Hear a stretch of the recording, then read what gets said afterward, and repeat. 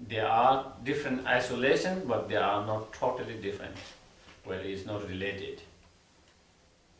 Un kaut arī mēs runājam par vienu un to pašu vienību, tad mēs aplūkojam divus izolētus aspektus. Šie divi izolētie aspekti nenozīmē, ka tās ir pavisam izolētas, atšķirīgas lietas. Un to arī pasaka apgalvojums formula atšķirīgi no tukšuma. And among many of the, even though there are so many phenomena, why particular 5 aggregates? Again, because the 5 aggregates is the basis of the person, so basis of the person, that is why it focused on the 5 aggregate first. And then when we see the 5 aggregates, of course, form, feeling, discriminations, and compositional consciousness, when we say that is the form is physical form, then the rest of 4 are like the mind, the mental world, mental phenomena. The 4th one, the 5th one, when we say consciousness, is referred to primary mind. The mind has primary mind and mind and mental factors, for example. Mind and mental factors we can divide into 2 categories. When we say the mind, it refers to primary mind. And then there are 51 mental factors. So the consciousness refers to primary mind. And among the 51 mental factors, 3 of them are counted within the 5 aggregates. Discrimination, one of the mental factors. Feeling is one of the mental factors. Discrimination, mind is one of the mental factors. And convention, compositional factor is rest of the 49 mental factors. Do you get it? 51, among 51, 2 are counted separately, feeling and discriminations. So now 41 left mental factors. Those 41 mental factors are counted as part of the compositional factors.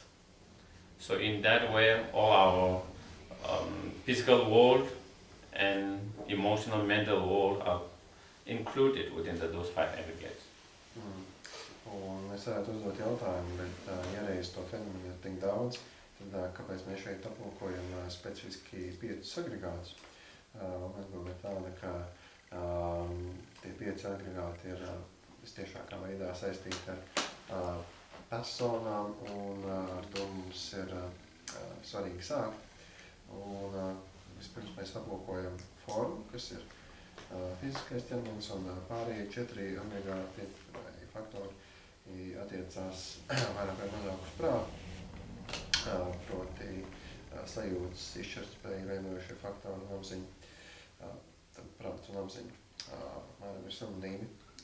Un, kad mēs šeit lietojam vārdu apziņu, mēs apzīmējam to primāro apziņu, un pārējie šajā divējādajā dalījumā, kad ir primārā apziņa un prāts un mentālai faktori, tad tie pārējie mentālai faktori sadalās pa atlikušiem 4 agregātiem, proti ir sajūtas, ir izšķirtspēja, jau minētā apziņa, un tad tie veidojošie faktori ir sanāk 49 no 50 metāliem faktoriem, kas vēl nav minēti. So among the 51 mental factors, 2 of mental factors are specially kind of selected to be counted within the 5 aggregate, the feeling and discriminations. Even though there are 51 mental factors, not all of them are kind of selected as part of the 5 aggregates. Particularly these 2 mental factors are selected, particularly because it is said that these 2 play a very big role in terms of our the feeling and the discriminated mental factors. That these 2 play a huge role in our creating negative karma and circling in the samsara. because first we have a discriminating mind saying this is good, this is bad. That's our mind. This is wanted, is unwanted, is needed, not needed. This is helpful, this is harmful. So we have that discriminating mind. On the basis of how we discriminate, if we discriminate, it's beautiful, very nice, then you have pleasant feelings. Pleasant feelings when you come in object with that. When we discriminate it as unpleasant, as ugly, as harmful, then you have a more unpleasant feeling when you come in contact with that object. On the basis of pleasant feelings, then you get attachment. Your attachment increases. On the basis of unpleasant feeling, then you have aversions towards that object. Aversions, anger, hatred, those. And due to those attachment and anger, then we create negative karma. On the basis of that, we circle in the samsara, we suffer more. So therefore, in terms of how we take rebirth in the samsara and how we create negative karma, circle again and again, these two mental factors play a very huge role. So therefore, these two are separately kind of selected among all others in that. Un tad no šī 51 mentālā faktora ir izdalīti divi sajūtas un izšķirtspējas starp šiem 5 agregātiem, tāpēc, ka tie ir viena no pašiem svarīgākajiem, kas nosaka to, ko mēs piedzīvojam, jo, piemēram, ja mēs kaut ko izšķiram kā nepatīkamu, nepievilcīgu, kaitīgu vai bīstamu, tad mums rodas nepatīkamas sajūtas, un mēs vēlamies no tā izvairīties, varbūt veicam kaut kādas nelāgas karmiskas darbības. Savukārt, ja mēs kaut ko apzīmējam kā patīkamu, pievilcīgu un tā tālāk, mums rodas patīkamas sajūtas, un atkal mums var rasties pieķeršanās, un mēs varam veikt cita veidā neprasmīgas darbības tā rezultātā. Tāpēc šie divi faktori ir izdalīti visu pārējo starpā.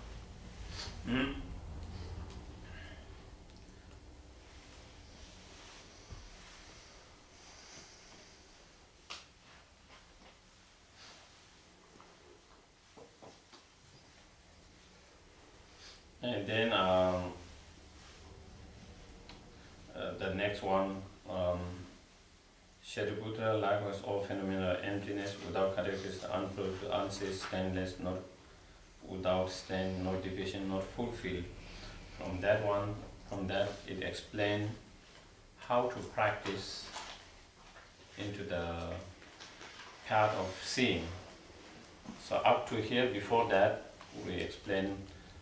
It is explained how to practice or engage into the path of accumulation and preparations. And now from here, it explains how to engage and practice into the path of seeing.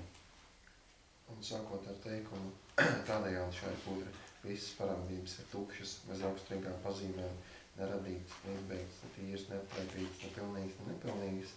No šīs vietas sākas skaidrojums, kā praktizēt redzēšanas ceļā. Un pārējais, kas bija līdz tam, paskaidroja, kā praktizēt uzkrāšanas un sagatavošanas ceļā.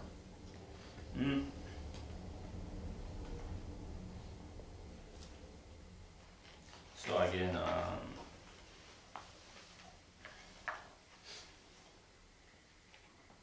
so when it says, so here it explains the 5 characters of the emptiness or profoundness. So first one is all phenomena emptiness, meaning that all the phenomena which, such as 5 aggregate, which we just explained, as well as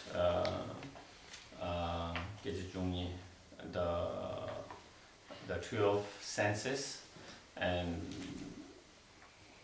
the 18 elements and all other phenomena, all the form, all the condition, non-conditions, and all phenomena are empty of inherently existence.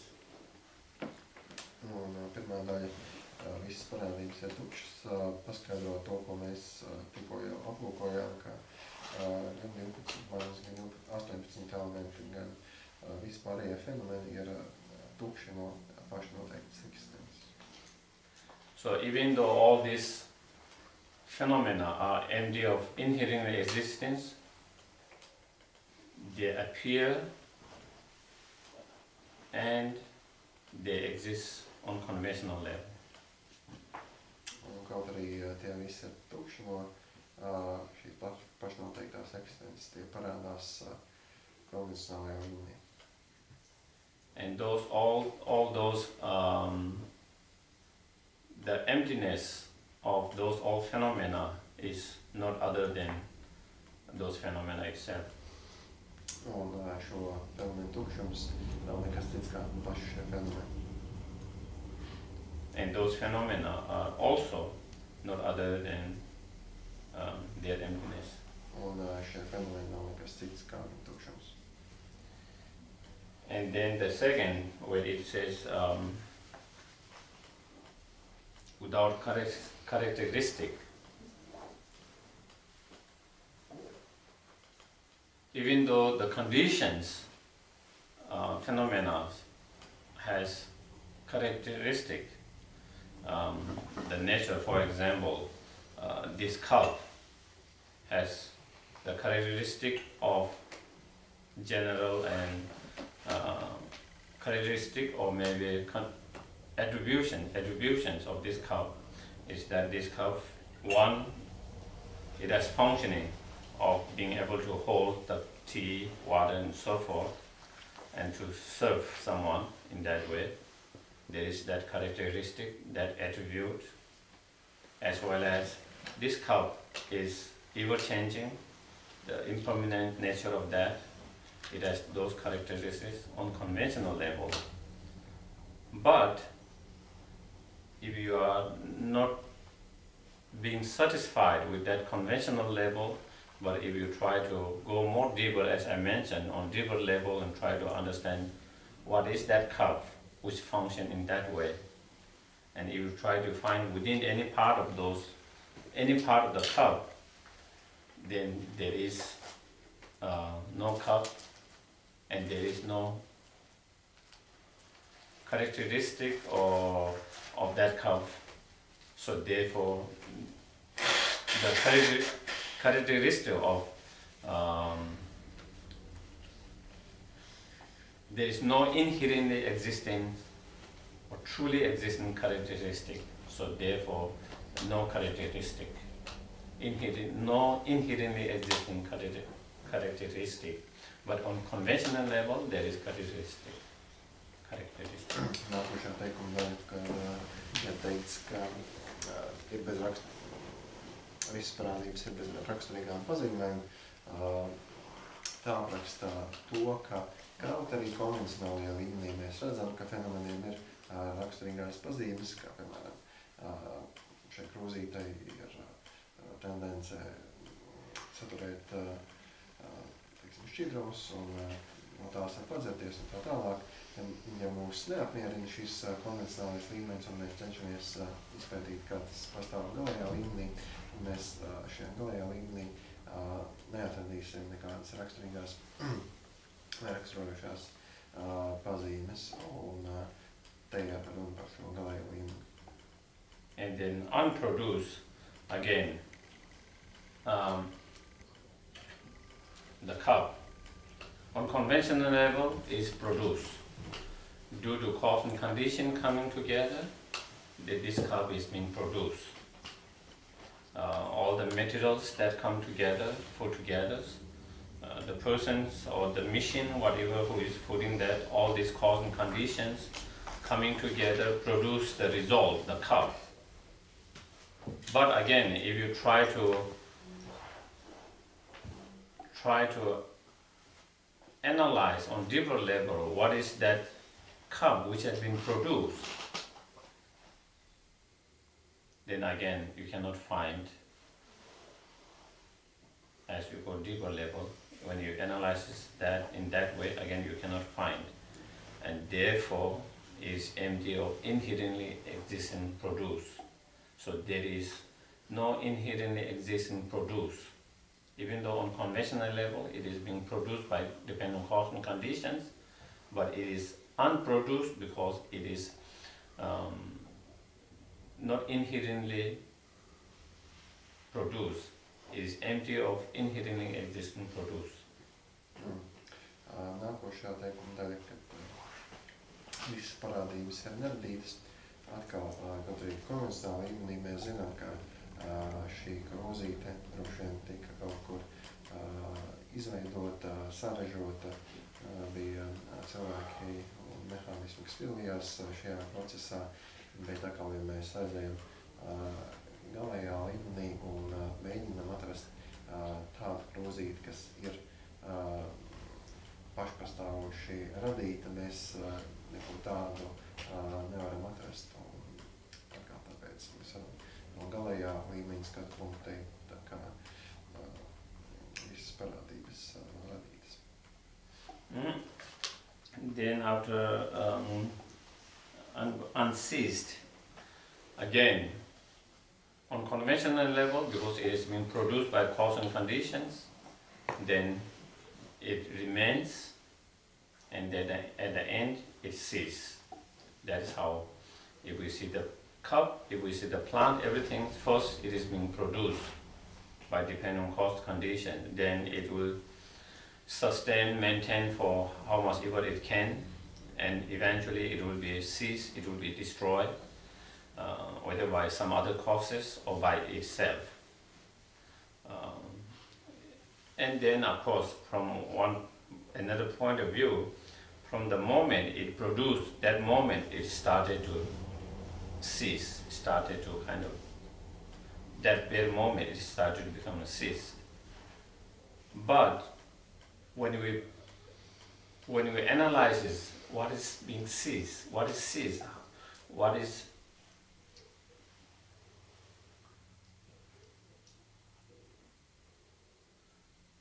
the cease? Is the cease within the cup, outside the cup, that, or in some other energy, whatever?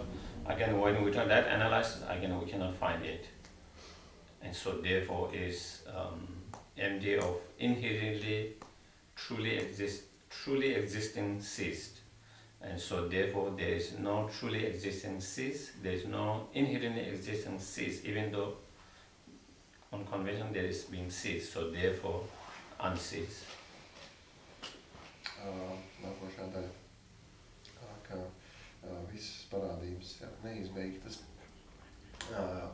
Izmantojot tā kā krozīti par piemēru, ja reiz tā ir radīta, tad konvencionālajā līmenī mēs zinām, ka tā pienāks arī gals, bet galējā līmenī, ja mēs atkal cenšamies atrast tādu izbeigšanos, kas pastāv pat no savas puses, mēs nespējam to atrast.